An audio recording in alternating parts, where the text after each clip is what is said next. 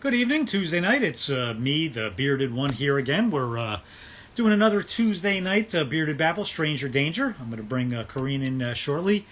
And again, we're just going to she's going to pick somebody that she knows that I have no idea who they are. And we're going to babble. We're going to connect. We're going to chat. We're going to talk about, I have no idea. Again, that's the fun of this all. Tomorrow night, like I said, tonight's going to be a Stranger Danger where I have no idea who's coming on.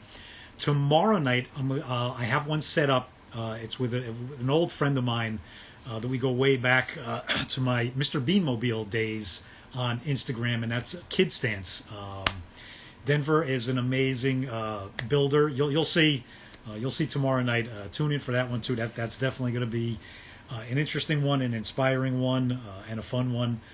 But again, tonight it's back to the Stranger Danger. And it's a very interesting concept, and it's going very fun. Another thing tonight I was looking back, and since I started doing the Bearded Babbles, tonight is my 25th Bearded Babble.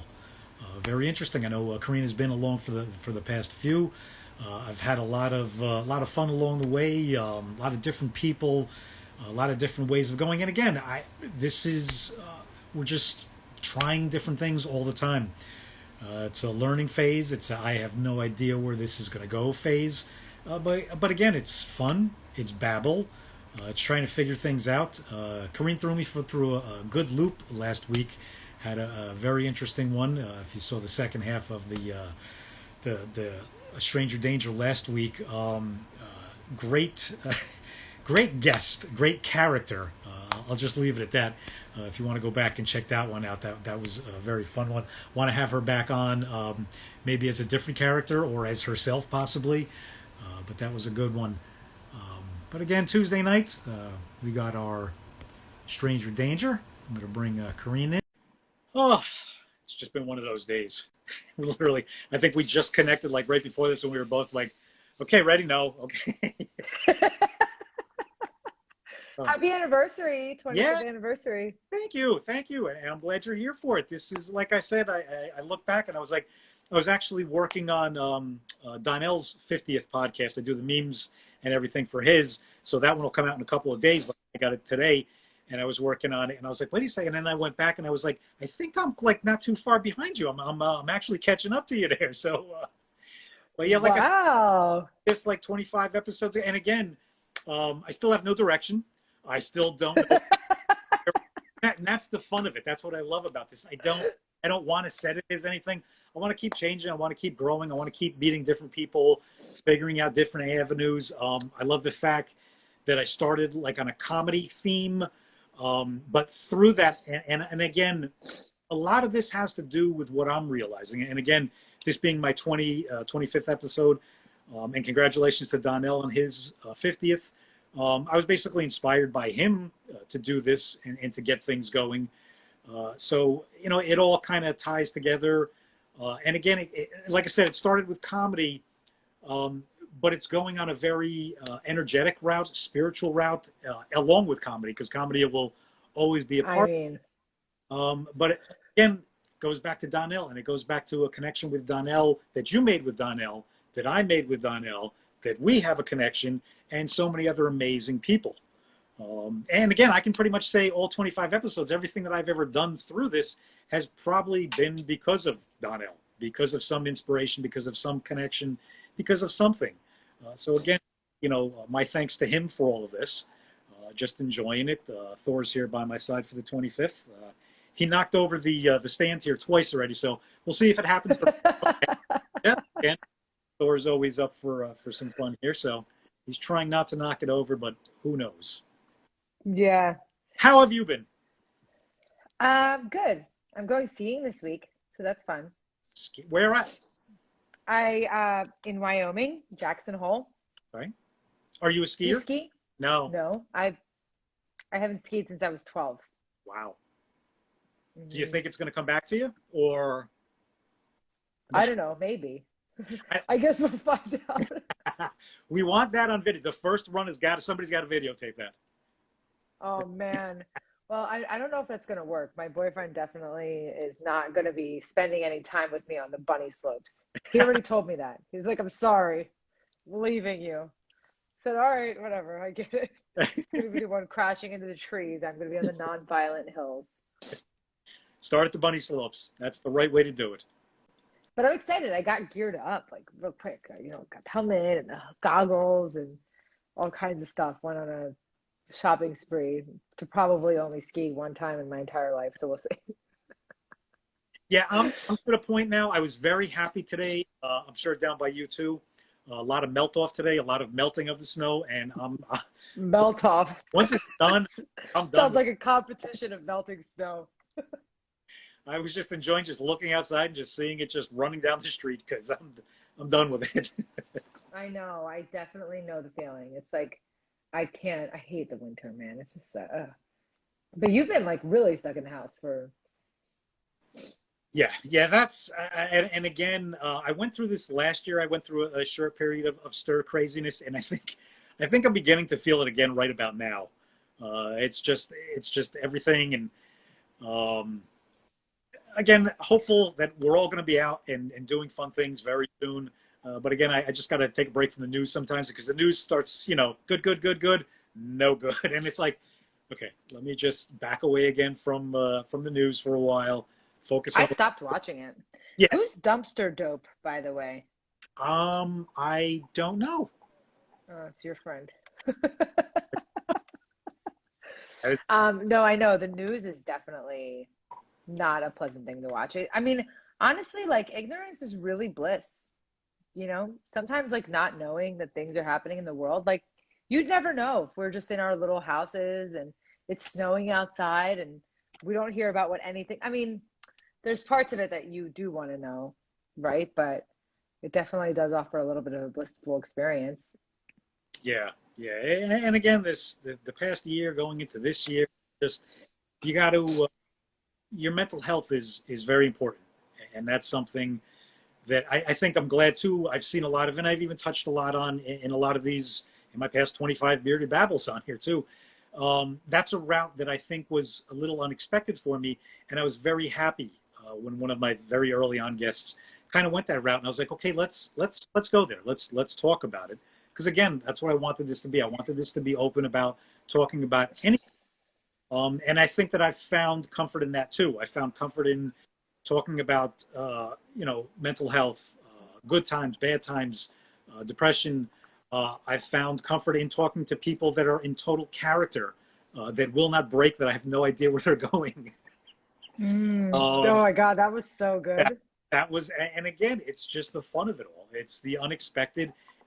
And that's what life is. You never know what's coming next. Be prepared for it and deal with it somehow. Yeah. Oh, it's awesome. You've met a lot of interesting characters in the last couple Yes, thank you. weeks. I mean, I'm enjoying it. I was like, so, even when Marika was joining last week, like I didn't expect her to do that. Or, for someone to come and dress like Batman. Oh, that was. Now I feel like I got to step up my game. Like, wait, I'm going to just join like a normal person. That was a very, and again, that was a very fun episode. It went from one extreme completely to the other, and it was just fun throughout the whole time. And it was wonderful people, great vibes, great energy. So again, this is all that the next one, hopefully when we get to 50 or 100, still going to be questioning, going, I have no idea what I'm doing, but we're having fun with it. I'm just curious on how you get so deep with people so quickly. Not like Marika's example with like talking about the cell tower and everything, but you really get deep. It's like 20 minutes. I think my number one fan should be on here now, my wife, Jenny. She's been. Oh, yeah. Look at that. Oh, you got it. Yay. I know there was. Yeah, I just got it. She told me to let her know, but I'm like, I literally just got it. So I was like, I'll just show it off on the show. This is the single story. Yeah, I know. we just got the stamps.com because she wants to start doing that. And I think I'm going to start selling some bearded humor t-shirts again. Oh, yes. So, yeah. I would totally get a bearded human t-shirt. This was the first thing that she sent out through stamps.com. And it was like 2 days later, she's like, wait, like she couldn't figure out to find the tracking. And then it was like everything. And we're like, everything go wrong with it. But then we figured the weather too with you, and the other delivery that she sent went out to the Midwest where everything was bad at the time. So we were like, okay, just bad weather. Let's just give it a shot. And, you know. Ooh, you know what you should do for the bearded humor shirts? You know how like you could take your t-shirt and like people put it over their head and it's like a ninja. You could do it.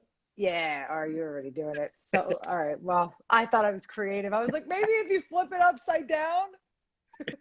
Yeah, I gotta see if I can get one like a zipped up hoodie or something. I don't know. Yeah, but I mean, I have a bunch of them in the house from when I used to get out and about, and I used to give a bunch away and sell a couple here and there.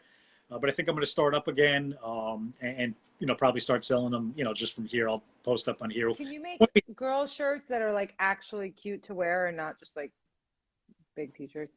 Yeah, I can actually, because my best friend Rob, who's like a brother to me, he's the one who does all the t-shirts. So I actually got to reach. I got to go see what I have in the house.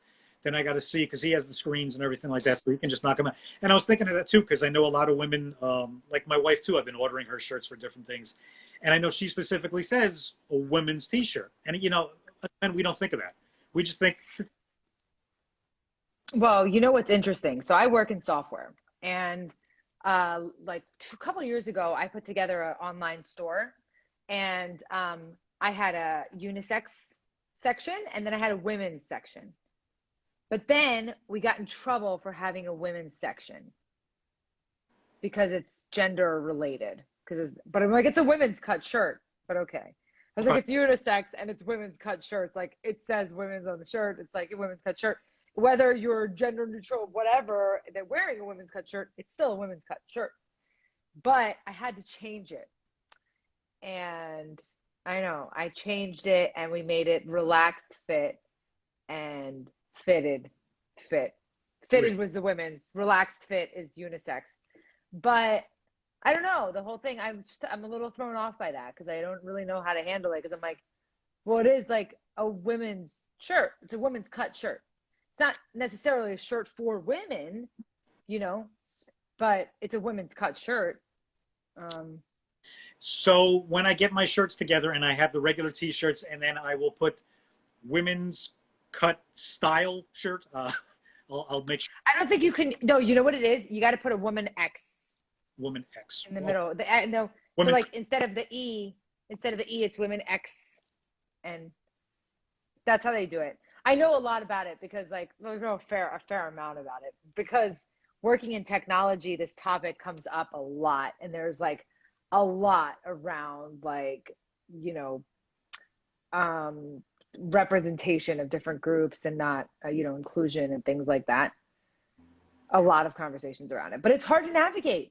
I'm like, all I did was set up a store, you know, and then I'm like, I don't know what I'm supposed to call these things. Like, how do you tell somebody like this is the women's cut shirt section? How do you say that? But one of my girlfriends actually suggested it, who's like, you know, kind of involved in that community. She's like, this is what you should call it. Yeah, so the fitted. I'm glad that you finally got that. I'm glad that you have that because that's, yeah, we were like, I completely forgot about it today. I think I asked her this morning, but we were like, I wonder if they got it. So again, the Postal Service. And again, you know, we'll have more jewelry from her, T-shirts, sweatshirts, hoodies. I don't know what else. Oh, that'll be fun. I want to get a baseball cap because I'm a baseball cap guy. So I'm going to see about getting some baseball caps. Just have some fun with it and just keep the merch going and send it out. And, you know, yeah, just, you know, you got to keep venturing and keep doing things. You got to keep it because again, we're gonna be locked in here in this house for a couple more months. So got to figure out how to keep going, how to keep things going, how to keep some money. But it's starting to lift, right? It is. It definitely is. But again, still with you know, with my son, we're still going to be, you know, until there's like it's really getting clear. None of us are going to go out because again, we can't chance bringing it into our bubble. We can't, you know, again with him not having an immune system. It just can't come into this house. So, and we're going to be the last people to venture out. We're going to be those people, you know, like everyone's going to. Has the world ended? Yes, yeah, we're going to look like the tourists. You know, like everybody's going to be out and about and back into the real world, and we're going to be those people that are going to be, well, you know, we're going to be lost for a while. We're going to be the last ones coming out. So. Oh man, that's funny. Yeah, I mean. I'm excited that it's like close to over. Yeah. Again, I mean, like I said, I kind of backed away from the news a little bit today because it has been good news, and then I saw something that was just like, oh, wasn't it wasn't good news. But again, they're just reports. They're just. I'm sorry, Thor. Am I boring you? They're just reports. So again, we're hopeful. We're hoping for the best. We're hoping to get out of this house a little bit more soon. Yeah. Yeah. I mean, soon. It's happening. I think it's on its way It is. down, which is kind of cool. It was kind of scary to see. I think yesterday it was a lot of flags were at half mast because I think the number hit 500,000 lost to COVID. Again, just a reminder. We're definitely in a better place than I think we've been. So hopefully that continues. I mean, horrible to anyone that's been affected or lost someone. But again, we're still doing our best here. We're still trying. Are you going to get vaccinated? I don't know about that. I've had a bunch of people ask me. I think we're gonna wait and see. I've never been good. I stopped getting flu shots years ago because I was one of those ones that when I would get the flu shot, I would become like deathly ill every year. And then finally, one of the nurses that I worked with, Really? she was just like, "Stop getting it, honey." She was just like, "Don't get it for a year and see how you do." And I stopped getting it, and knock wood, I've been. It was the years that I got it. Those were my sickest years. So I'm not a big fan of the to begin with. And then again, too, I think we're just going to wait a bit and see. I don't even think my son is eligible. My wife has some breathing issues, some asthma issues. So I don't think because they said that, anybody with asthma should be very cautious with it. There's a lot of flags. I have a heart history too. So again, I got to weigh out the odds. I am grateful. I love to see everyone posting up that's got it. They're showing that their card. They're showing when they're. So how does that work though? Like if you guys aren't going to get vaccinated, and there's a bunch of people who still aren't going to get vaccinated, right? For whatever other reasons, Yeah. like isn't that more risky? You being out there not getting? I don't know. I still think we don't know enough about it. We talked to one of our doctors this morning. He asked the same question too, and he basically agreed with the fact that we're just going to wait it out. He understands the situation. He knows our situation. He knows everything with Jaden, and he agreed and accepted. Wait it out, see where revisit it again in 6 months, and then see where we're not going out of the house anytime soon. So right now it doesn't matter for us. When it comes, 6 months from now, 8 months from now, when we're getting closer to hopefully getting out of the house more, then we'll revisit the question and see. But again, our situation is different. I think that everybody has to look at their situation and their environment and decide for themselves. Yeah. Well, hopefully we'll be able to hang out soon. Yes. Yeah. We could fantasize about what we would do. Yeah. Well, we're definitely going to be going down to the restaurant, the Japanese, Chinese. Wait, the place I went to? Yes. Amber's family restaurant? Yes, Amber's restaurant. Yes. Dude, that would actually be a great place for a reunion. Yes. The food there is so good. I'm getting hungry thinking about it now. Oh, that's the thing. We have a Japanese steakhouse too far from here, and I think we were thinking. I think last year we may have had to come in, but you can't do like Japanese steakhouse order in. It just doesn't work. Yeah, I know. I get it. It's better, way better when you go. Plus, that place, like they serve you on a chunk of Himalayan salt. Hey, it's almost time for your guest. Am I getting a hint tonight? How many do we have tonight? One. Okay. One special one. That might take all night. I don't know. But I think you guys have a lot of interesting merges of life. Okay. And yeah, I think that's I don't know, I think it's gonna be fun. So I've known this guy for a long time, so since college, and we were friends in college, and we haven't like really stayed in touch, like kind of like seeing each scrolling by each other, but like I haven't seen him in forever, but he's been doing a lot of really cool stuff, really, really interesting things. And I think that, I just think that you guys would vibe. Cool. I'm excited to see it. And can I ask about some old college stories, if possible? Can I get some? I don't know if he knows any college stories, but it's also possible that I was wasted and I don't remember any of them because So he may have I'm some. not gonna lie.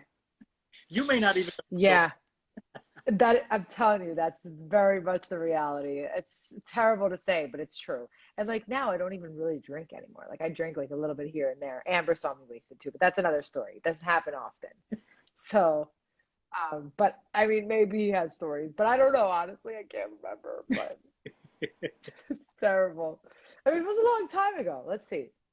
Graduating college, I was like 22. I was like 13, 14 years ago, 15 years ago, 16 years ago.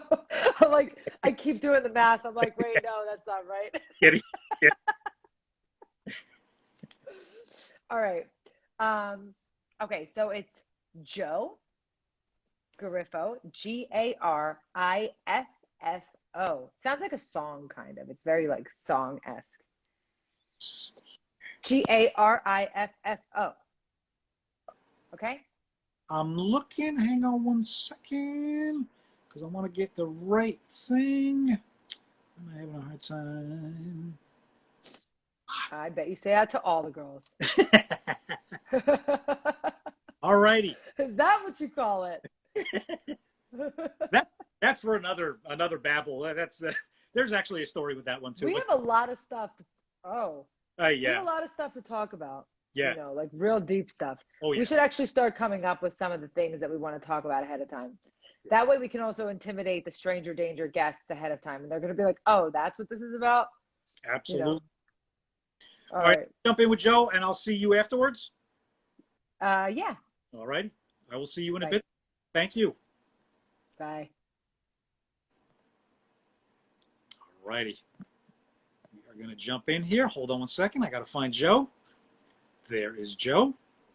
Send request. And here we are with the. Well, hello there, Joe. What's up, man? How's it going? How are you doing? I am doing well. How about yourself? Good, Joe. What part of the world are you in tonight? I'm in Philadelphia, South Philadelphia. I should have known. Let me fix this. There we go. So what's up, man? What's going on? Nothing. No. Now, so Corrine says she knows you since college. Yeah. That you've gone on. You've been very busy. Yeah, more recently I've been very busy, which is bizarre because this all kind of happened within the last 6 months. It's kind of been like a steamroll effect. But well, backstory on me: I started off as an actor. I've been in stuff that you can actually see is like low budget horror movies that I've been in, like 6 Degrees of Hell with Corey Feldman, and I'm in The Dark Military. I think R. Marcos Taylor's in that from Straight Outta Compton. Little movies. I've just been doing that kind of stuff. But lately I've been doing claymation. And in November 2019, I met Kevin Smith on the Reboot Roadshow. And I told him in passing, you know, hey, I make claymation videos. And he was like, let me see. So I showed him. And mind you, I had just started doing this. So I showed him, and he goes, like, without missing a beat, he just looks at me and goes, dude, how much would you charge for this? And I said, what? Like, how much would you charge for this, man? I was like, dude, for you, I would do it for free, dude. He goes, I'm trying to employ you, motherfucker. So I wound up making a claymation promo for Jay and Silent Bob Reboot when it came out on Blu-ray and digital. And I did a movies one for the movies pop-up as well. And then most recently, like 2 weeks ago, his assistant emailed me and asked if I would do the official intro for the Wake and Bakes on that Kevin Smith Club. So, hold on, I'll show you. Wow. I got Clay Kev right here. But yeah, I did the intro for Kevin Smith's Wake and Bakes, which is so surreal. And I know that you were in Reboot, which is awesome. As actually when she asked me to do this, and I looked up your page, I was like, I recognized you immediately from the opening of the movie. So I was like, absolutely.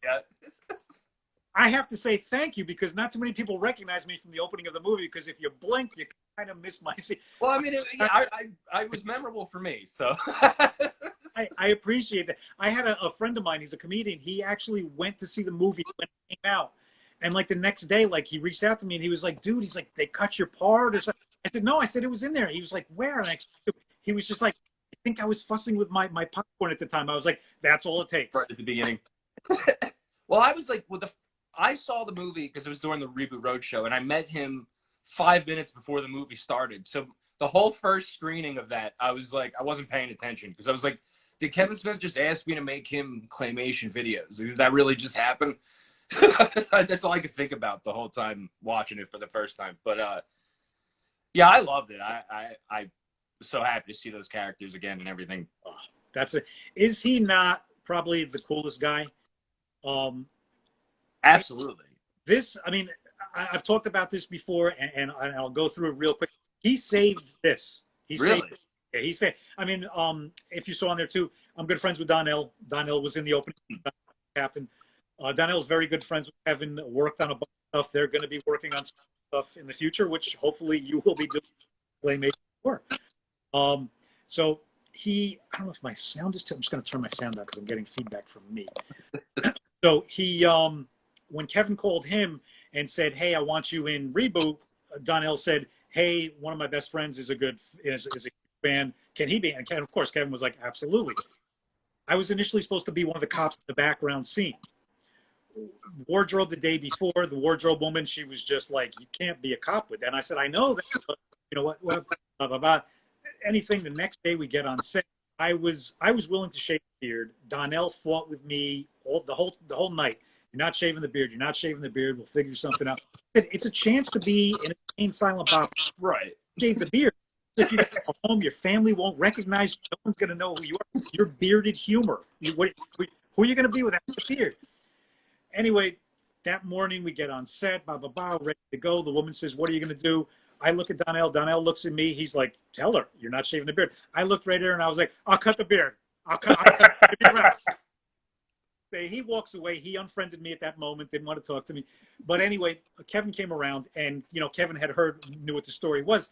And he came over and I had met Kevin the year before at his birthday down in Red Bank. And Kevin knows my work a little bit too. He knows that I work with Donnell. So, we were talking and so he was like, "Oh, hey, how you doing?" He's like, "No." He's like, "There's no way we're here." And he goes over to the side and you can see the wheels are rolling in his head. And he goes, "Okay." He goes, "You're not going to be one of the cops in the scene." He goes, "I'll have something for you." That day we shot, this was down in New Orleans. Right. It was the quickest. The front was, you swore you were from New Jersey. I mean, it looked exactly the same. They made it exactly the same. They filmed the opening scene for the movie and they filmed the closing scene that day. It was the whole day. End of the day, everything is getting ready to wrap. Everybody taking pictures, and I'm standing on the side going, "Okay, listen. I am nobody in this. It doesn't matter." For all of a sudden, Kevin turns and while he was talking, he goes, "Bearded, get over here!" And I'm just like, and then he yells, he goes, "Give me some popcorn!" And I'm, he stands me next to the truck. Wardrobe comes over. They do something with my hair. This, that, the other thing. He goes, "You're a meme guy." He goes, "I am going to turn you into a meme in my movie." He goes, "You're just a popcorn guy." He goes, "They'll use that for memes." He goes, and again, he's the type of guy. And again, you told an amazing story of just how beautiful of a person he is. But even that, there's scripts, and okay, yeah, let's do the script. But do you have anything you want to add? Do you have something that you want? He's always looking for another artist. Yourself, Yeah. Or now bringing another, and like he said to me, he goes, "You're a meme guy." He goes, "What you do just adds to our flavor. It's just another seasoning that makes it even better." He really is. Like, I mean, once again, he didn't have to do that at all. I could have been like, "I make claymation videos," and he could have been like, "Cool," and that would have been the end of it. You know what I mean? Like the extent that he took it to, I was just in disbelief because I'm like, I'm getting their emails. I'm like, what is going on? Like, I don't think I said this. When I met him on the Reboot Roadshow, it was a surprise for my birthday. My wife bought me the VIP tickets. I didn't even know what the VIP meant. Like, I thought I'd get to meet him, but like be in a room with like a bunch of other people. No, they literally took me alone into a room with them for 15 minutes. And it was just like, he was like, "Sit down, man. This is your shot. Ask me anything." And like, I had worked with Brian O'Halloran before on a show that I co-wrote called Greenpeace, which is on YouTube if anybody wants to watch it. But Brian O'Halloran and Dean Bakar, who is Squeak in basketball, they're both in one episode of the show that we did. So I was telling them about that. And like the claymation thing was, I mentioned it in passing because I just started doing it. I had one video to show them, and I was like, you know, like, oh yeah, I do this, and then next thing I know, it's a little over a year later, and it's what I've become known for. And it's just so, I did not expect to be doing claymation videos. I started it as a hobby, and now it's like I might be doing something for a local radio. I can't say anything, but for a local radio show here. A big one, a morning show, if that means anything to anybody, on a classic rock station in Philadelphia. That's, I guess I could say all that. That's I'm sure anybody from Philadelphia knows exactly what you're talking about. Probably. There's one morning show that I can think of on a classic rock station. So, yeah. So I mean, Kev, what else happened? Like this past week, I didn't expect to get an email about the Wake and Bacon show. That was 2 weeks ago. I was like, yeah, of course I'll do it. I was like, what am I going to say? No, I'm not going to. I don't want to do it. What was I going to say? I don't remember. But he was just an amazing guy. And again, like you said, it wasn't something that you expected. No. But again, and talking like I was just talking with Corrine about, I'm beginning to realize you're a lot younger, so you're beginning to learn things at an earlier age. I'm beginning to figure some things out now too. It has a lot to do with energies. From being on set with Kevin, with Donnell, I have made some amazing friends, some amazing connections. Mike D was in the movie. Mike is Kevin's jacket man. We're working on some things for Mallrats also. Is he the guy that made the Smodco? What's that? The guy that made the Smodco logo? Who was that? That was... Because I know there's a guy named Mike Driscoll who made the logo, but I don't know if it's the same guy that made the blazer. Yeah, I don't know. I mean, he's got so many amazing people. I know. And his cameraman, Josh, who's always with him. Mm-hmm. He's, you know, I made so many connections through him. Through being set, through the movie, and again, I think it's just the energy. Brian's an amazing person. When I was getting on the plane to go down to New Orleans, I'm sitting there in Newark, and I'm going to get on the plane, and all of a sudden Brian is getting on my plane. I'm like, hey, you know, he had no idea who I was. I was like, hey, Brian, sorry to bother you. I was like, I'm going to be in the opening scene with you tomorrow, and he just looked at me and he just said, absolutely great. He goes, don't fuck it up. Next morning, here we all are. We're in the truck going to set, hanging out, you know. And it's once you connect with people, and it's like I said, and you know that it's just a vibe. I mean, I learned that from Donnell surrounding himself with amazing people. I've seen that with Dave Chappelle, him surrounding himself. That's where it all stems from. Donnell does it. I'm beginning to find my circle. You're beginning to find your circle. And again, they all connect. You'll see that, like with Kevin and Donnell. And it all comes together, and you all come back around to a good energy, to people who are just trying to do good things, put good stuff out to the world. Yeah, Brian was also super cool. When we shot he was on set for one day with us for our show that we did. And I mean, when he wrapped, he could have left. He hung out for like another hour, took pictures with everybody. He's like, let me get changed, and then I'll come right back. And he did. He didn't have to do any of that. You know what I mean? And we were in Philly. He's, I guess, up near New York. So this was 5 years ago. So, you know, he had a long drive ahead of him that night. It was, you know, I want to say 11 or midnight, something like that. He still hung out, and he was there all day. And, like, it's stuff like that that's so cool to me because, like, I grew up loving those movies, and now, like, I know those guys a little bit, and it's so weird. Like, yeah, I still can't believe it. I'm just like, and Kev's just like a guy that I'll always like, just always support is what I'm trying to say. He's just one of the real ones out there. You know what I mean? Yeah, and like you said, like your story, you know, story. I mean, every story around him, I've never heard a bad story. He's always inspiration. He's always looking to help. He's always looking to connect, point you in a direction, give you some advice, teach what he does. That's what he does most of, is just listen. Yes, everybody is, they love what I do. They love me. They love, you can do it. And he's constantly just get a camera, get a bunch of friends, write a script, constantly pushing people. He's constantly looking for people that do that, and he'll help them. He'll teach them the ways, how to promote it, how to get it out there, how to do anything. Exactly. He was the biggest inspiration. I mean, because I went to film school. I went to Temple and Temple University, and yeah, I mean I want to say like him and Edgar Wright and just people that made movies on their own, like with no budget, with nothing, just them and their friends. Because Edgar Wright made a movie before he made the show Spaced or anything called Dead Right. It's a half-hour long.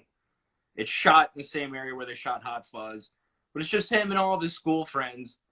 And it's like even he started out doing those same types of movies that we all kind of started with, and that's like I started it. That's another thing. I started a TikTok like about a year ago, but I've only been actively posting for the past 3 or 4 months. I don't know what happened, but I have almost 8,000 followers. I've been on Instagram and all these other platforms for years, and I'm still at the same amount. So I don't know what happened on TikTok. No idea. But people are asking me, like, how do you break into the industry? And I'm like, you make your own stuff. That's literally all you can do, because no one, it's really the best advice you could get is make your own things. And then it's not going to happen right away. It's going to take a very long time, but you'll slowly build that momentum to get, that following that you need and all that other stuff. And we're in such a different place right now. I know that there was a lot of talk.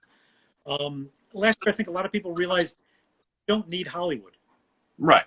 You can create Hollywood. You're creating Hollywood at home. You're creating, everything that you're doing. And I think a lot of people are realizing, okay, I don't have to go to Hollywood. I don't have to get Hollywood connections. I can do things on my own. I was listening to a podcast this morning. Two comedians, Mike Leo and Eric Griffith, were talking. And they were talking about breaking in and getting to the next level. And Eric was explaining, and it was very interesting to me too, just basically what you were kind of just talking about too, that it's not the same. It's connections. Sometimes it's just as simple as somebody's working on something and then they go, hey, I'm looking for a guy to fill. Instead of going to an agent, someone on set will go, I know the perfect person for you. And that's the way, and that's a wonderful way, because now you're getting talent that you may not have learned about before. Somebody's giving them a chance. You don't know where it's going to go, and it's changing the dynamics of everything, and that's a wonderful thing. That's how I got honestly, every independent movie that I've ever been in that got distribution, I didn't audition for it. They were friends that were like, hey, I know a guy. And, hey, Joe, do you want to do this? I'd be like, yeah. And then I'd show up and do whatever for whatever they asked me for. But, like, yeah, I had an agent. I've done real auditions. I auditioned for countless big movies. I'm not in any of them. I auditioned for Speed Racer, for the role of Speed Racer back in the day. I auditioned for... You got the look. You do have the look. You do have the look. Do you remember that movie, The Perfect Score, with Chris Evans and Scarlett Johansson, where they steal the SAT scores? See that? They like it. Well, I never even saw it, to be honest with you. But I auditioned for that movie, and I'll never forget, in the script, the band The Ataris was mentioned, and they were one of my favorite bands. And like in the audition, I was like, "Do you think they give a shit about the new Ataris album?" And the casting director was like, "I just want to tell you, you're the only person that pronounced the name of the band right." I was like, "Oh, cool. So do I get the part?" No, I didn't. But well, I was 17 at the time too, so the person they got in that role was like 24 for the one that I actually auditioned for. Yeah, it's just funny. I've been doing this forever. It's like literally since I was 13. I've been auditioning for stuff and trying to break into the industry. So it's weird that it's all like I'm getting a lot of attention for claymation stuff now, because I did not expect that at all. And again, it's just putting yourself out there. And again, your connection. Kevin said he's working on Mole Rat 2. He's working on Clerks 3. You never know. I may see. That'd be amazing, man. If I wound up in Clerks or Mallrats, I don't know what would happen. I'd be like, I mean, listen, one of the greatest things and I love this, and I need to get this framed. I took a still of the credits at the end of the movie, and it's my name and Method Man's name that's in the awesome. credits. Yes, I love in a Jay and Silent Bob movie. I mean, it's again, like you said, it's like, yeah, I was in there for 3 seconds, but to me, it's the greatest thing in the world. It's I just did a show. I produced a cartoon show called Brew Crew, and we got a guy. His name is Chris Meyer, and he's an executive producer, and he's the executive producer of our show now. But if you go to his IMDb and look up his credentials, I can't believe that my name is on the same thing as him, because he produced Me, Myself, and Irene, the Super Troopers 2, The Do-Over, every Farley Brothers movie after Dumb and Dumber. But he worked on Dumb and Dumber as well, too. So I'm just like, this dude is producing our show. Just like, what? I don't even know how it happened. I'm like, he just thought it was really funny. I mean, there's no one famous in it. It's just me and my friend Zach wrote it. I'm a voice in it. I produced it. And then like our other friends just do the other voices. So it's not like I have no idea what happened. I'm like, okay, but that'll be premiering very soon on Facebook Watch, I think. So I'll keep you updated. absolutely.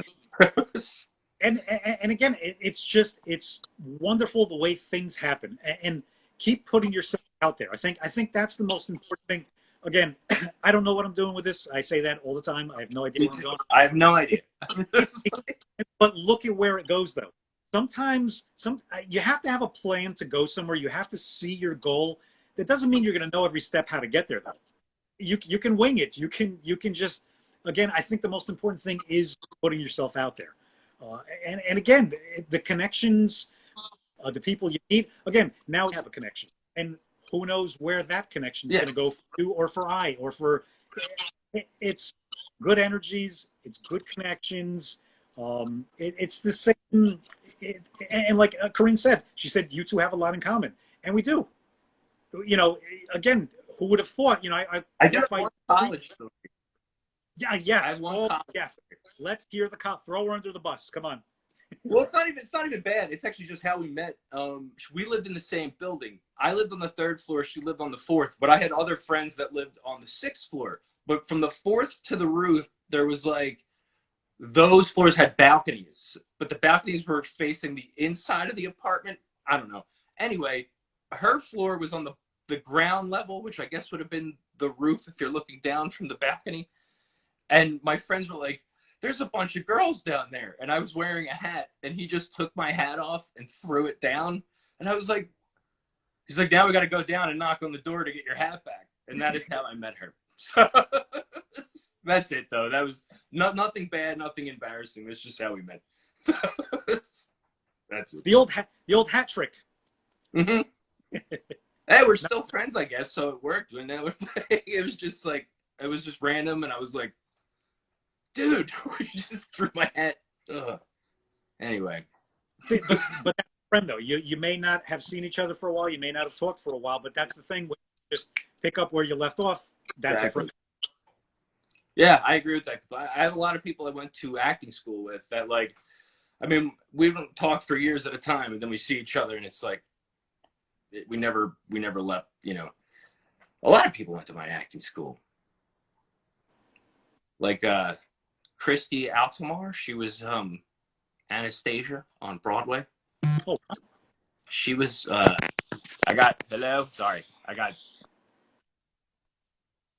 don't know yes. what happened. The hat trick, as she said. What was I saying? I totally forgot. It's like, that threw me off, and now I'm like, I don't know what's happening. My hair's all crazy. The hat trick. Oh, God. You were talking about some of the people that you went to acting school with. Oh yeah, John Amadori. He was he was in the Butterfly Effect. We were actually very good friends while he was filming the Butterfly Effect. He was Ashton Kutcher as a teenager in that movie. Because remember how they flip back in time? So me and John were super close. He was in Unbreakable. He's at the end of the movie. He's tied up in the bathroom. The day they filmed that scene, this was before cell phones and stuff. So they needed a number to call for him to say, hey, we're ready for him to come to set. So he stayed at my house. He's from Maryland, but he stayed at my house while they were filming his scenes in Unbreakable.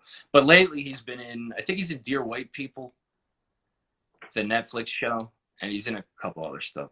Haven't talked to him in a very, very long time. But if for whatever reason, John, you see this, how you doing, man? I haven't seen you in forever. And actually, my acting school, do you ever watch The Goldbergs? Bits and pieces. I never actually watched it, but there was an episode, I think from like 4 years ago, where they talk about Edie Robb, who's like a manager, and like the son that was her manager. She was my manager too. She's a real person. I just thought that was funny. So I was watching the Goldbergs, and I'm like, I went on many auditions because of her. Yeah, it's just weird. You gotta keep going, like you were touching on briefly before. I mean, like, I get quite annoying. I don't do it as much. I did it a lot after the movie came out, but I was like constantly, like if we were watching like Avengers in the house, I'd be like, I was in a movie with Thor. Like every connection that I could possibly, I'm connected to, and it's just, I'm connected to this. I got a connection to him. I got a connection to her. But it's true. You make the connections just because you put yourself out there. You put your work out there. You put yourself out. The energies will connect. The energies will find you. It's weird. I pitched Kevin an idea for a movie, and I didn't get a no. I can't say literally anything other than that because I don't know if it'll happen. But like, I would have. First off, I never in my head. It took me like an hour to actually hit send on that email because I was like, should I ask this question? I mean, it's like an unsolicited. I don't know if I should ask, but like I have worked with them before, so like maybe I can. So I just said, hey, would you be interested in doing this thing, this idea that I have? And he got back to me immediately and said, I'm very interested. What do you need from me? So we're supposed to talk about it more this year. I don't, that's all the information I have about it though. And I don't even want to say anymore because I don't, knock on wood, I hope it happens. But yeah, like I had to put myself out there to even get to that point to have that conversation. So like it was, and I didn't know if I should. Like I was talking to my friend. He's like, I don't know if it's a good idea to do that. And I told him what happened after. He goes, well, I mean, I wouldn't have done it, but I don't know what the hell I'm talking about because I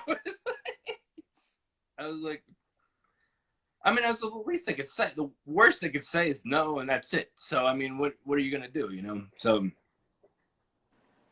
You never know. Exactly. Take a chance, put yourself out there, and I'm hoping, and I'm sending good vibes for that, and I'm hoping to see that. I mean, that would be a wonderful, wonderful thing. And again, this is just an amazing connection that we have. Here we are talking, but we already have a connection even before we started talking.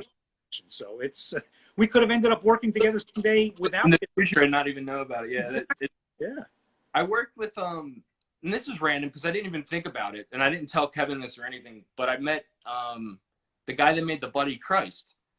His name's Dave. I don't know how to pronounce his last name. It's either Deenan or Deneen. It's one or the other. I'm not 100% sure, and I apologize. But really cool guy. But I worked on a music video where he had to do a plaster mold. He had to make a plaster mold of my head. The music video is really embarrassing, but it's called, if you ever want to watch it, it's called Caveman. You can look for it on YouTube by Lynn Litchie. The song's right. It's just an embarrassing video for me, but it was like a parody of the guy called Caveman, but he had to do the plaster mold of my face, which is really cool because, well, it's way more relaxing than I thought it would be. Because, like, I get, like, claustrophobic. I thought I'd freak out because you got to be in that thing for an hour while it sits. So... But no, it was so soothing and just. How long? I think about an hour. I had to have straws. They had these little straws in my nose that I could breathe out of, and it would just. But like when you're in there, it just was. It was way more relaxed than I thought it would be. I thought I'd freak out, but No, it was all right. I would do it again. But yeah, so that's another connection to Kevin that I just totally forgot about. I was like, oh. Yeah. It's amazing when you start making the connections, and I guarantee you through that, I guarantee you and I have more connections that we know about. You know, besides Kevin, besides Kareem. I get once you start getting into the circles, and again, once you start connecting with the good vibe people, like I said, not all circles are the same. You know, you're going to connect with circles, you're going to be like, okay, this is work, this is what it is, and then I'll get out. You know, it's not every circle is going to have that same vibe. So when you get the ones with the good vibes, it just, like I said, it's not even work. Like I said, doing this, trying to figure things out. I don't know if I'm going to go to podcasting. I don't know where I'm going with this. But again, Karina's made this so easy for me because what am I bringing on something that I don't have any one thing to talk about with? I mean, we're connected. That's it. This is Well, I'm having a good time. This is fun. Yeah. I'm very thankful that she asked me to do this because normally, well, it's weird. Like and that's another thing. Like I've been getting asked to do stuff like this more often, and like no one cared before, and I'm really happy about it. I'm not like, this isn't like I'm like, wow, this is cool.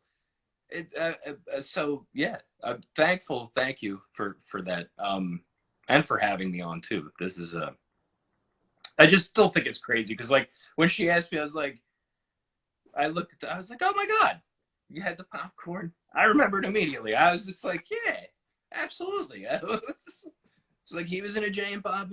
Yes, I will do it, 100%. It's just I'd be the same way. I'm excited. I mean, I'm hoping that everything goes well. I'm hoping you and Kevin have more stuff in the future. I'm looking forward to more of your claymation. And I'm hopefully looking forward to seeing more acting from you. Cool, man. Thank you. Yeah, well, the cartoon I do a voice in, it sounds like this. I play Reed. He's like the old man that runs this brewery, and he gives the brewery. It's supposed to go to his son, but it goes to this Angela, and he's not happy about it. Anyway, so that's the voice. But yeah, I do that, and that'll be coming out soon, within the next couple weeks. I love voiceover work. I actually went into a couple of months. I was going into New York at night, and I was taking voiceover classes. And at the end of my class, she's one of the top voiceover teachers in New York City.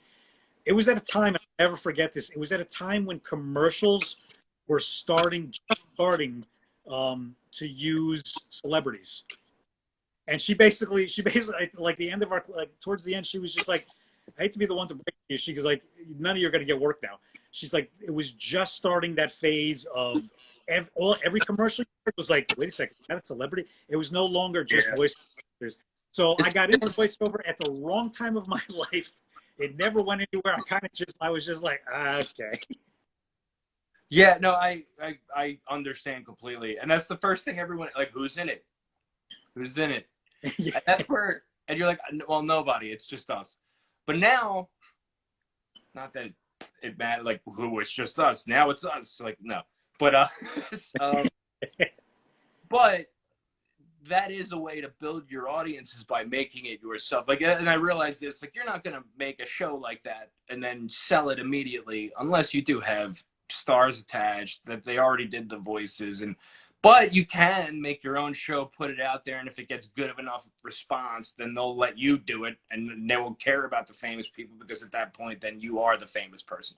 So your best bet is to make it yourself and put it out there yourself anymore, unless you have the money to hire those types of actors, which we never really did. When you were saying about going to New York or LA, though, I have a story. A long time ago, there was a movie being shot in Philly called Booted with Alan Ruck from Ferris Bueller's Day Off, and Ryan Dunn was in it. It was the last thing he did. Well, not the last thing he filmed before he died, but at this point now, it is the last thing that never came out that he's in. Mark Summers is in it. Brian Anthony Wilson from The Wire is in it.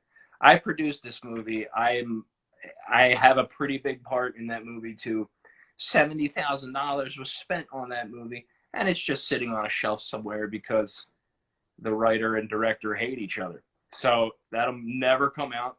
It's a shame too, because you can watch the trailer on YouTube, called Booted, Booted. It was very funny, kind of a Mallrats type movie, like a day in the life of a guy who got his car booted on the street, and he had groceries that were going to spoil, so he starts cooking the hot dogs off the engine of his car, giving them to the homeless people. People start lining up thinking it's an actual food cart.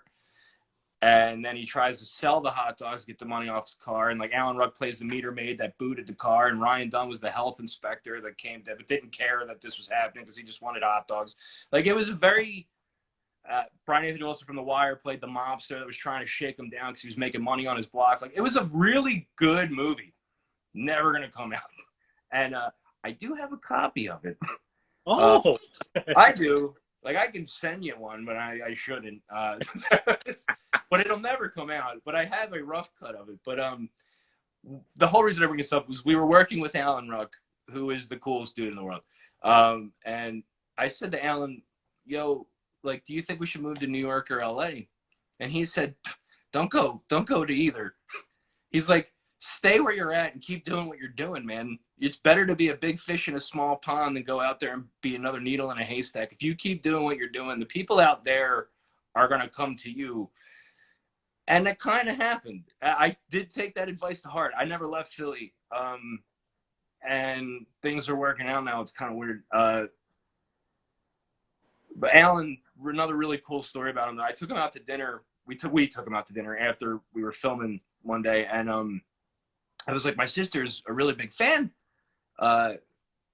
She wishes she could be here. She's like, well, why isn't she here? And I was like, oh, this was like, she was in college at the time at Penn State. I was like, oh, she's at college. But Ferris Bueller's like her favorite movie ever. He was like, is there a DVD store around here? This was like 12 years ago. I was like, yeah, there's like an FYE up the street, but it's probably closed now. This was like 10 o'clock at night. And he goes, damn, I would have bought a DVD and signed it for her.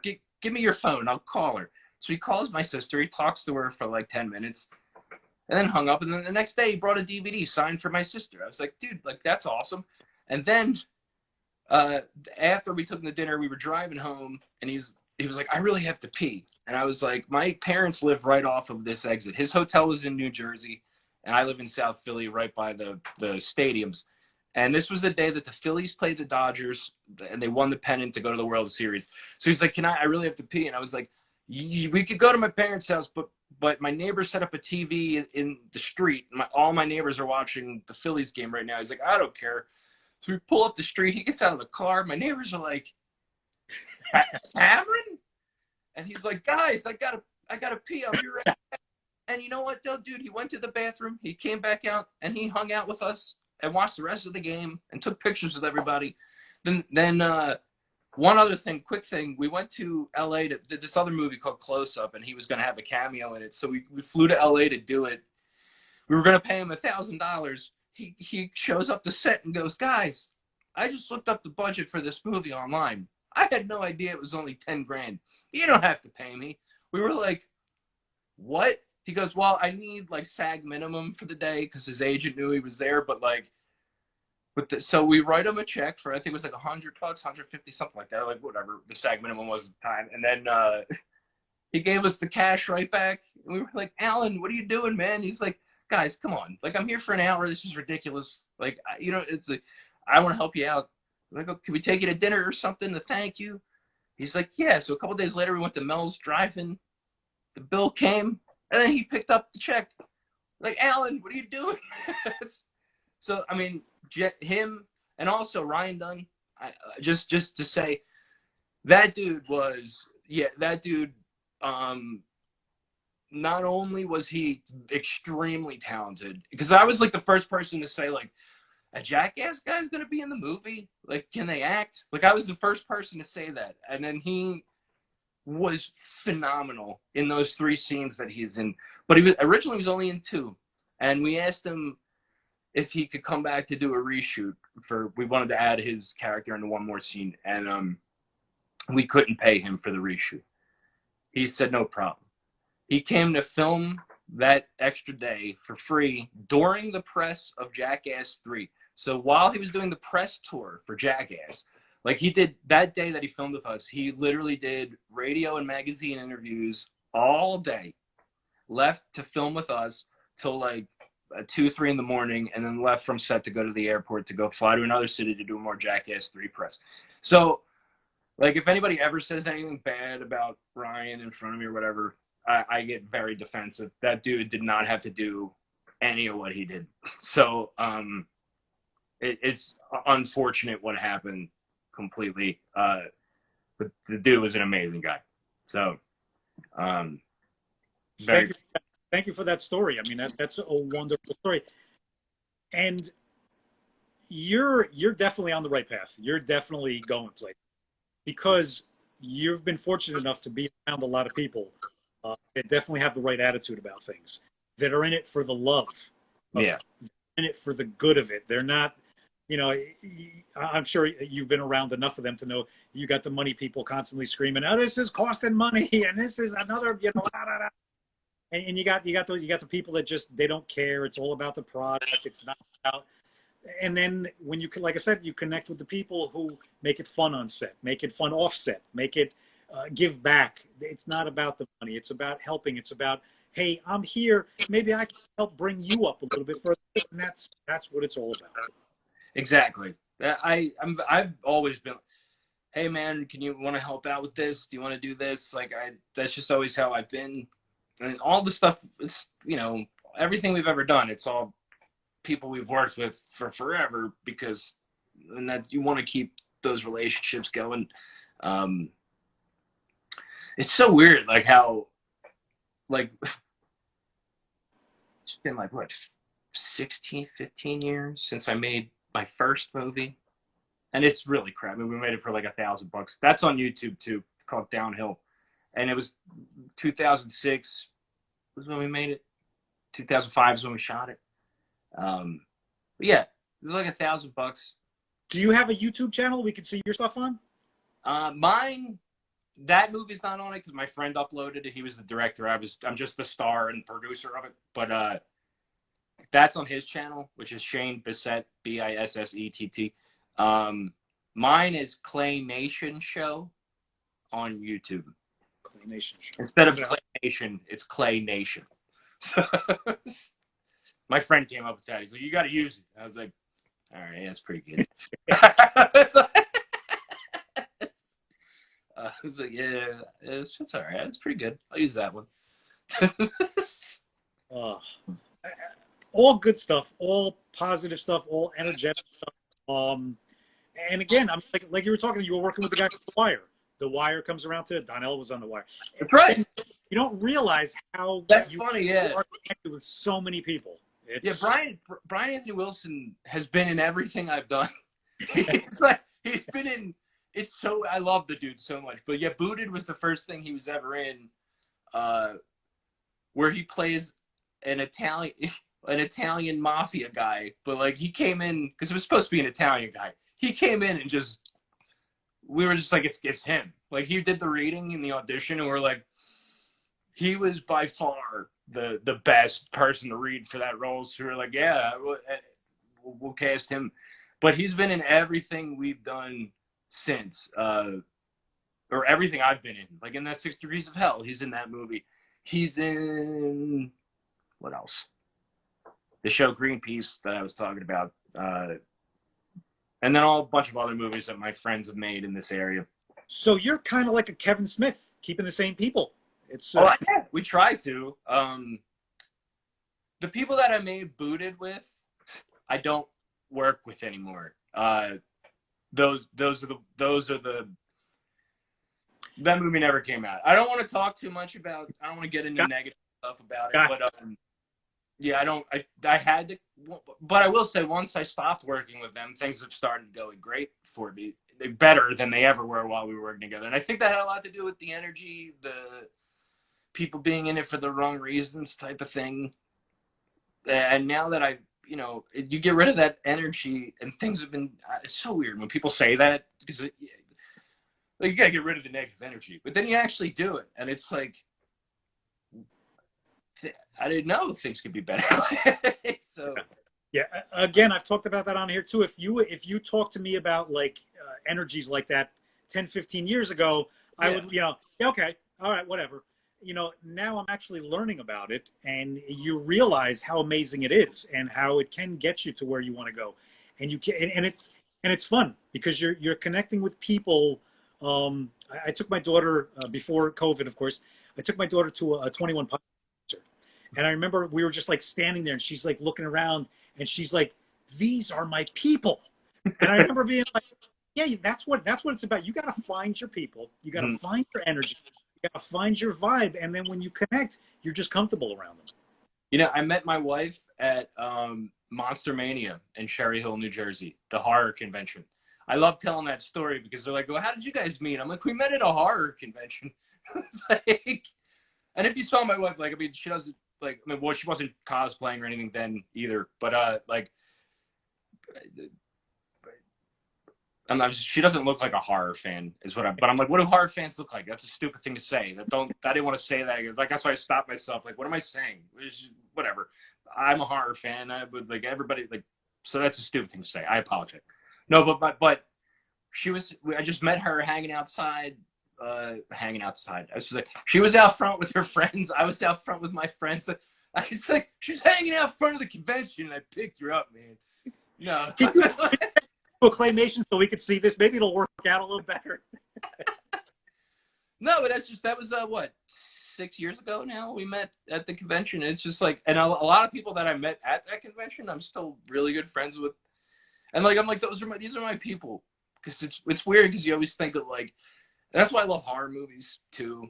It's just like the community and the fans behind it are like way more loyal. They're like Kevin Smith fans with like how loyal they are to his stuff, but like, that's why horror is the only genre where you don't need a famous person to sell your movie. I mean, that's the only one. If you have a comedy, if you have anything else, they're like, well, who's in it? If it's a horror movie, that's literally the only shot you have of selling something without anybody famous in it. So that's why there are millions of horror movies, indie horror movies that you've never heard of. That's why. That is why. They're the only one you can make at an independent level that can almost be guaranteed to get a sale, and you might make some money off of it. And that's not guaranteed either. You could sell it and not make a dime, but yeah. It's so, but like that community, man, they will follow you. They'll watch anything, not in a bad way, but I mean, like, that's how passionate they are about like Within the Woods, which is, are you familiar with Evil Dead at all? Come on. Okay. You want me to go get my of stuff?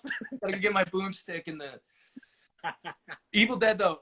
Like Within the Woods, the short film they made, the 30-minute short film that raised money, that they shot to raise money to make Evil Dead. Like, I have that.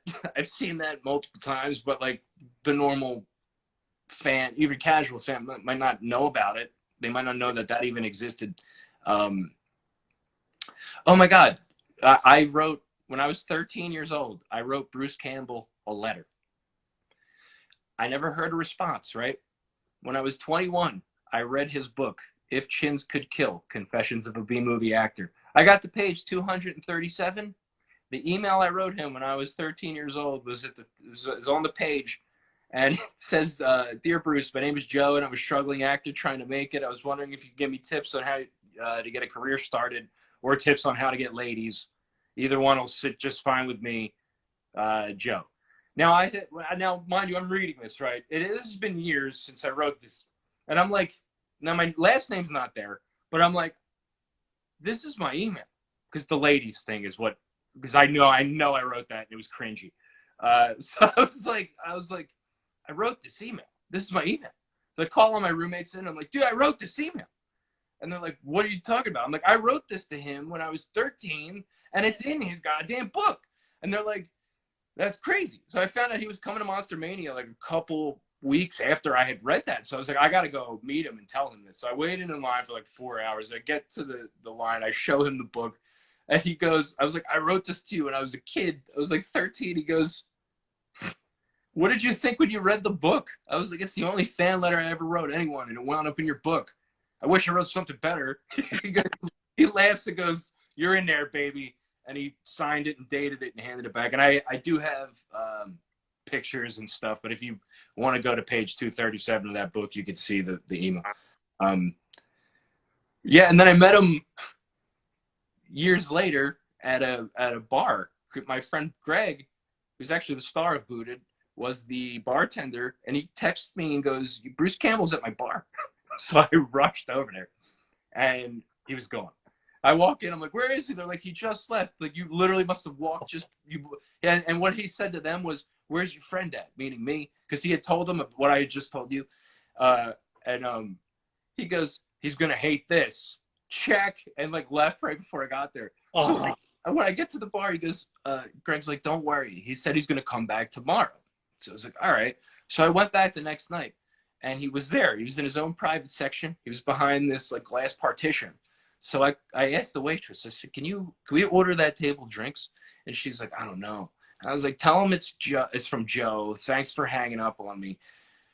I forgot to tell that part of the story, but whatever. My sister met him once, had me talk to him on the phone. He hung up on me. And my friend was telling him that the day before.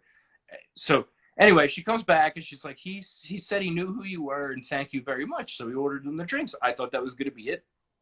Later, I was going to the bathroom and he's coming out of the bathroom. And I went, but just like this, "Hey, Bruce, hope you like those drinks." And I kept walking. He turns around and goes, "Are you Joe?" I was like, "Yeah." He's like, "Hey, man, thanks." And I was like, "I got to pee, Bruce." He's like, do your thing. I was like, because he was in the doorway of the bathroom. I was like, this is awkward. I don't want to talk to you in the bathroom. Like, I thought that was going to be it, though. I thought he was going to go back to his table. I went back. After I went to the bathroom, I went back. He, like, sidled up and hung out for, like, 20 minutes until this girl came up and said, "Are you Bruce Campbell?" And he goes, "No, I'm his twin brother, Joe." And she's like, "Oh, I'm sorry." He goes, No, I'm fucking with you. I am Bruce." And in that 10 seconds, I don't know where the hell all these people came from. But I'm telling you, he got swarmed. No one was in there. Like, there was no one in there. And then all of a sudden, there was like 50 people surrounding him. And he went, "All right, Joe, I got to get out of here, man. But it was great talking to you." And I was like, "See you, Bruce." And then everyone's looking at me like, "How do you know Bruce?" I'm like, I don't. Like, it was just one, I didn't freak out. Like, I ordered him the drink. I think that was what it was. Like, I was like, "I'll leave you alone." He came over to me. I wanted to be like, "I love Evil Dead," but I didn't. I think that was part of it. Greatest movies. I'm the guy when Spider-Man came out. Before he was, but when they had the car, Aunt May's car in the driveway, I was the guy screaming, "Oh my God, that's the car!" Yep, there's Bruce. Well, that's the car from Evil Dead. That's the Delta. That's in everything. Who do you think is going to play in Multiverse of Madness? Because you know he's going to be in that. He absolutely. Sam Raimi's directing it. He's going to be in it. Like, I'm just wondering who's going to play. They're bringing everybody back. I know. How many people they're calling back for that? It's wonderful to see that. And I mean, he's such a huge part of it. I love his character. He's just, and again, the way you tell the story about him and the way you see him in like a movie, it almost seems like that's him. Like, yeah, he's like a dick, but not like, it's not malicious. Yeah, that's like his persona, but he's not mean. He's not like making fun of you or anything, but he's just kind of like a cocky asshole. Yeah, but a lovable cocky asshole that knows he's cool. So I don't know. I met him. I guess I've had 4 experiences with the dude. I've never had a bad one. He's been super nice. The one with my sister, I was in Pittsburgh filming something, and my sister went to go meet him. This was during the Make Love the Bruce Campbell Way tour, and she calls me randomly. I didn't know she was gonna meet him. She's like, hold on, someone wants to talk to you. And she puts him on the phone, and he's like, "Hey, Jello, we're taking a picture with you right now." And it's him. He's doing this with my sister. They're like this. And then I was like, "Oh my God, Bruce." Like, I recognized his voice immediately. Yeah. I was like, "Bruce, I wish I could be there. I'm in Pittsburgh. I'm filming this movie." He's like, "That's a likely excuse. I heard a lot, and that's the worst one yet. But Joe, I got some advice for you." I'm like, "Yeah?" He's like, "Are you listening?" I'm like, "Yeah." Then he hung up on me. And my sister was 14 at the time. I was 18. So she was like, "Why would you do that? He's going to think you're an asshole." And he went, according to her, he went, "Whoa, tell him it's a joke. Like, he'll understand." So yeah, like that's his shtick. I posted that story on TikTok, and I've gotten a bunch of comments saying that other people have had him call and they hung up on him too. So that's his thing. Like that's what he'll talk to you for 1 second and then hang up the phone. And I was in the middle of the woods, so I thought I lost service. I was like, whoa! We were filming something. I was like, no!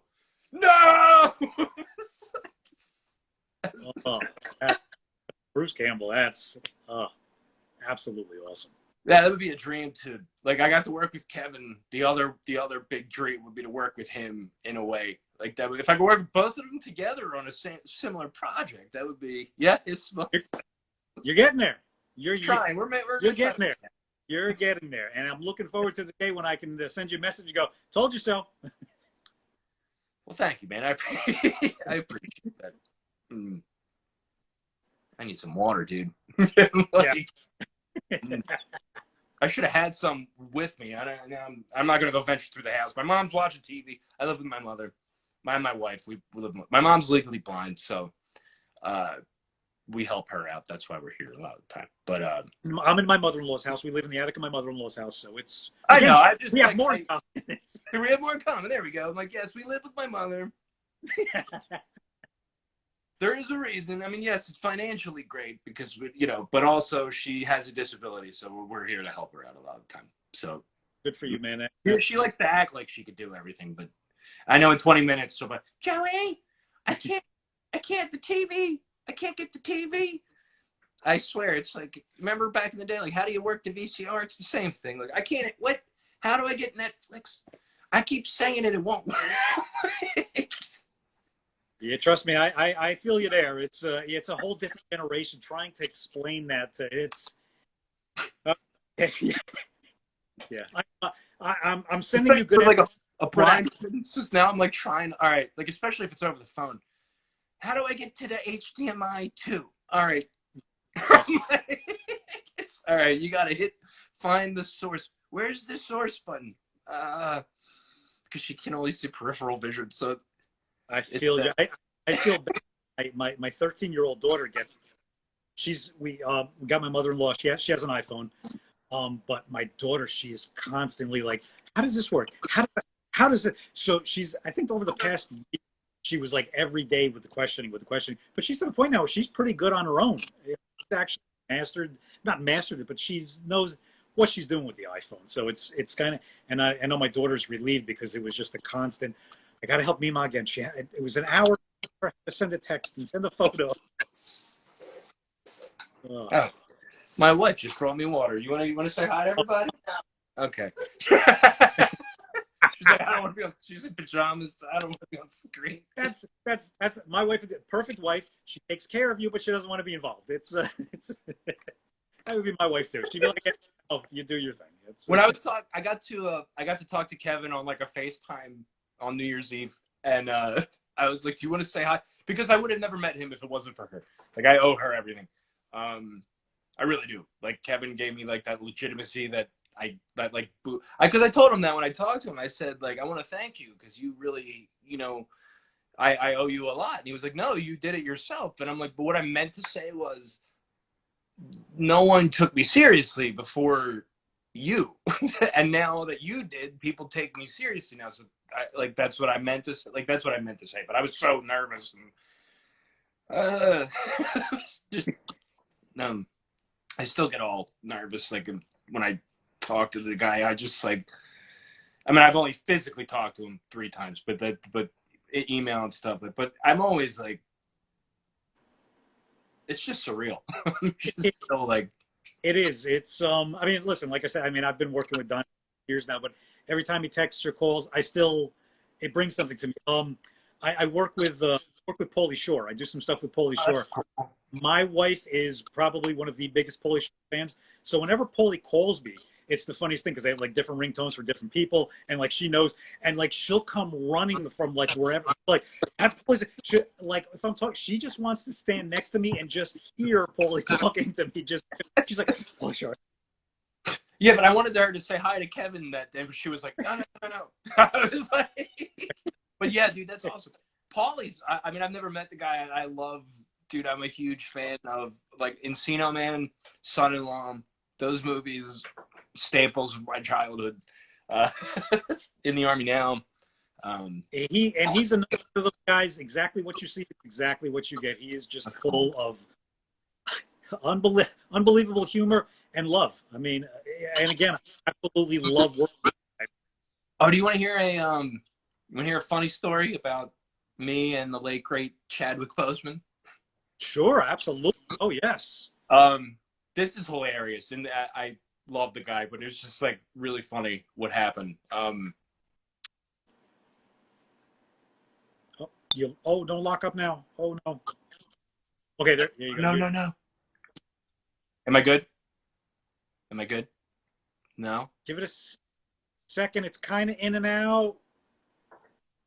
Give it a try. All right, am I good now? Yeah, let's see how it goes.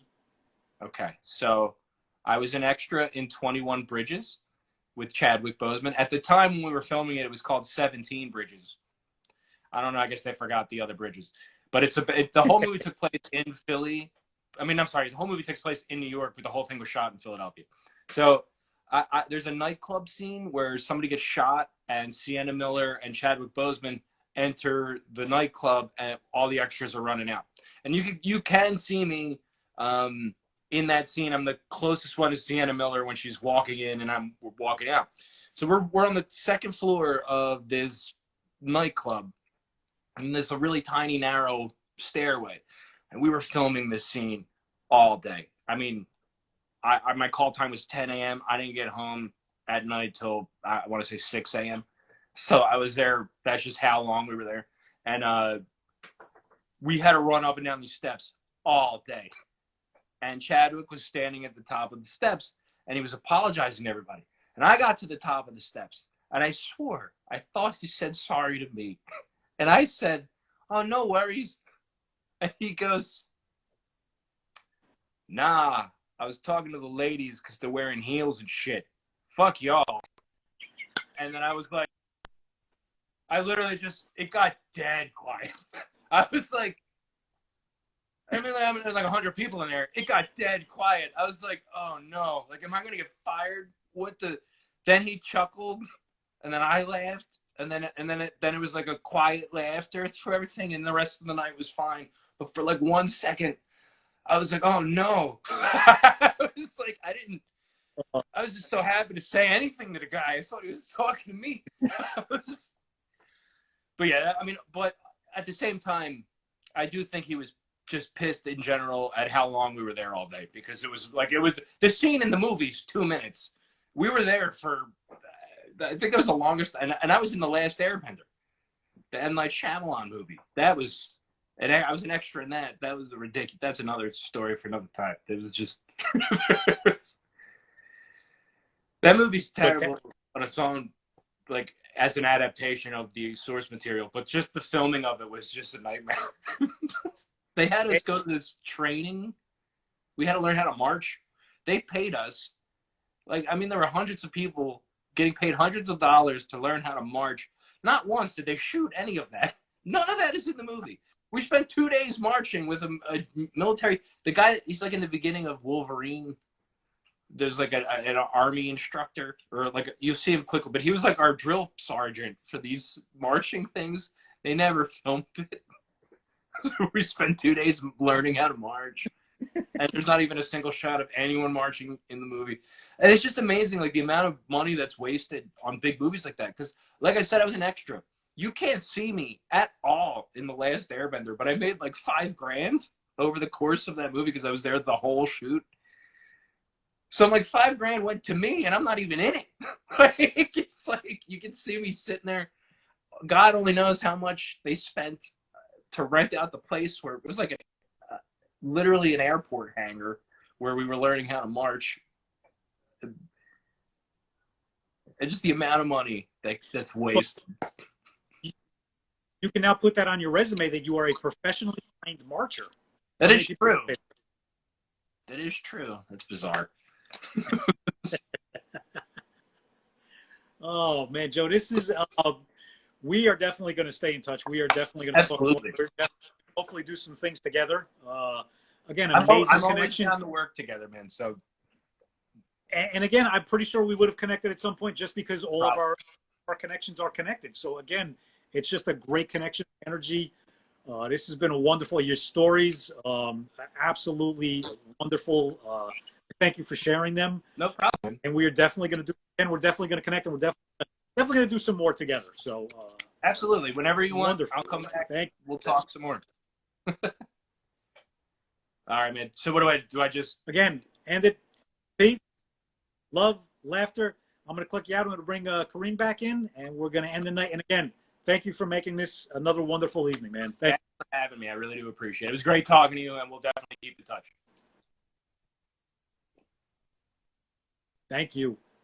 Problem. You're locked up at the end. Of course, you're locked up. That's I know. Yeah, you're locked. Yeah, I got it. All right. We got I did that. All right, buddy. Take care. Take care, bro. Oh, that was an interesting one. Connected. Yeah. Let's see here. That was another great one. Another great connection. And again, we have so much in common. It's like two people living alternate lives. It's again, you made it easy.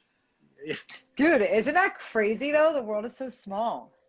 It is. It's amazing the connections. It's amazing the paths that you're on. It's amazing the people that you're connected with, that you're working with, that you're going to work with, that it all just comes full circle.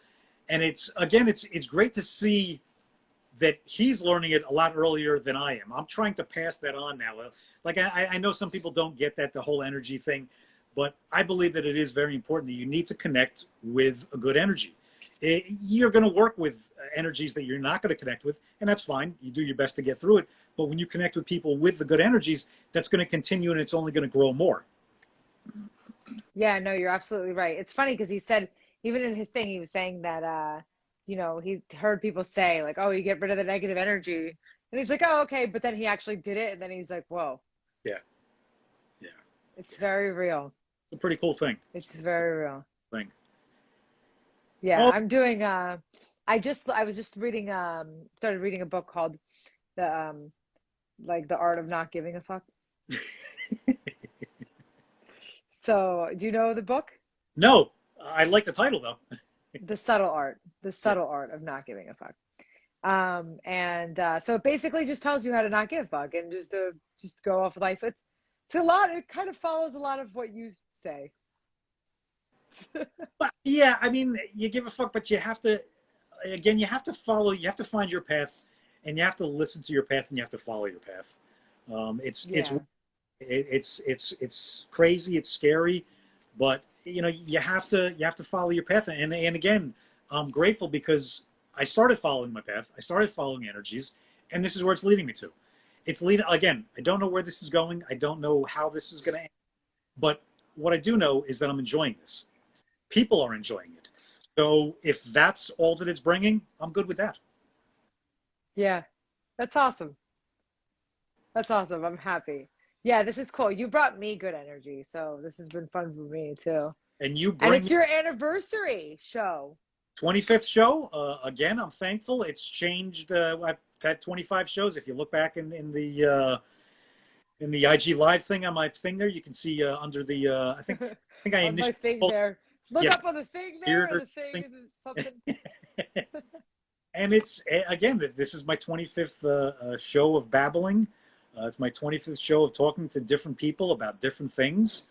And I'm looking forward to the next 25 being just as fun, just as different. I don't know what to expect or where it's going to go. And again, that's the fun of it. I don't want a format. I don't think I want a format. Tomorrow, I'm going to be talking with Denver from Kids Dance. That's not a stranger. So that's just going to be a babble. It's not going to be a stranger danger. That's just going to be a babble, just talking about very inspirational story. Again, someone who took a chance on something that he did. And he's created something absolutely wonderful, a very talented, very inspirational person. So again, tomorrow night, that's going to be another fun one. That's awesome. That's going to be amazing. Yeah.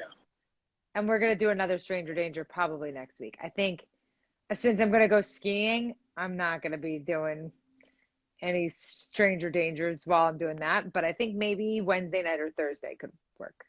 Okay. Probably Wednesday night. We definitely have to have a video of you on the bunny trail. Okay. Oh, okay. I will try to get the instructors to film me. You hand your phone to some kid. Be like, hey, here, I'll buy you hot cocoa. Here, just, you know, it'll be all over. Again, then the parents are going to be like, well, why are you offering my kid hot cocoa? We don't do sugar in the house. You could be like, I do the show. It's called Stranger Danger. I'm trying to, you know, no, it's, yeah, don't talk to maybe we bring the kid on Stranger Danger. No. Actually, maybe we could bring one of the people I meet on the mountains, other beginner skiers. There you go. There you go. Find another beginner skier and we'll talk, because I have no idea about skiing, so. Me neither. I haven't skied since I was 12. I'm like embarrassed to say it because my boyfriend's like this champion ski master. I'm like, do I wear a hat? So are you going? Yeah. I'm going to Jackson Hole. When though? Oh, Thursday. Okay. Flying Nice. Thursday morning. Get out there, enjoy, forget about everything. Recharge. I will. Recharge. I And will. we'll hear about that next week. We'll hear about the trip and all the fun of it. Maybe we'll talk to somebody that you met on the ski trip. You met a stranger, meet that stranger. And that's yeah, we'll have to figure out what day. I don't know what day yet. We're gonna do another Stranger Danger, but I have somebody that's like, actually I have two people who are waiting to do the Stranger Danger, and I keep pinging them super late notice, and they're like, oh, you know, like, okay, sorry. So I got to give them a little bit of heads up. cool. Well, you enjoy your skiing, and I will talk to you probably tomorrow or something. We'll figure some things out. Yeah. Enjoy your ski trip, and we'll be back here again next week. I'll see you again. Thanks. Another and you have a good show tomorrow with absolutely Denver. Thank you again for another wonderful evening of awesome energy. That's awesome. And I will talk to you later. Peace, love, and laughter. Love it. Bye. Good night. All righty, another good night here again. I thank everyone who's tuned in to any one of these. Like I said, this is my 25th one. You can look back there. They're all different. No two are the same. Different people, different topics, different energies, different way that it goes. And I absolutely love every single one of them. I haven't had a bad episode yet. I'm grateful. And the reason for that is the people. It's you. It's talking to another person, connecting through something. And again, it's amazing to find out when you talk to someone, Joe tonight, we're connected with so many people. We probably would have connected at some point, but instead we connected tonight. So at some point we do connect, we'll be like, hey, you know, you don't really realize how much you are connected to other people when you find someone with the same vibe. And again, that's an important thing. And I know some people are still on this whole, on this energy thing. Again, I'm learning the energy. When you put out a good energy to the universe, to the world, you're going to get that back, but you're also going to find people that are also putting out that same energy. You're going to connect with them. You're going to create with them. Again, it's a wonderful thing. It's why I'm doing all this. And again, it all started, you know, a while ago, and I don't know where, and again, I'll say it a million times. I don't know where I'm going. I don't know what I'm doing with this. This is my 25th episode, and I absolutely love it. I took a little break for a little while, got back to it. I don't plan on stopping. If I do stop, please reach out to me and tell me not to stop. It's fun. Again, I don't know what we're touching, who we're touching, how we're doing anything, where we're going, but I'm just going to keep on doing this. And again, thank you for your support, because it's all of you that with the likes, with the comments, that watch it, that keep it going. You're the reason why I do this. My number one fan, my wife Jenny, Singer Designs. Thank you for always being there. One of these days I'm going to have her on here. That'll be for a special show. But that's something else. Again, I'll see you tomorrow night. It's going to be a Bearded Babble with a Denver from Kid Stance. Hashtag Kid Stance. I suggest you look him up, see the amazing things you do, that he does. If you have any questions for him tomorrow night, it's going to be a fun night with him tomorrow night. A lot of things. We're going to be talking about his builds. We're going to be talking about family. We're going to be talking about life, energy. We're going to be talking about aliens. He may have Frank on there. You'll enjoy meeting Frank. Hopefully Frank will be on there tomorrow. So again, until tomorrow night, peace, love, laughter. Keep the good energy going. And again, thank you. Thank you. Thank you. Thank you. This is fun. Good night.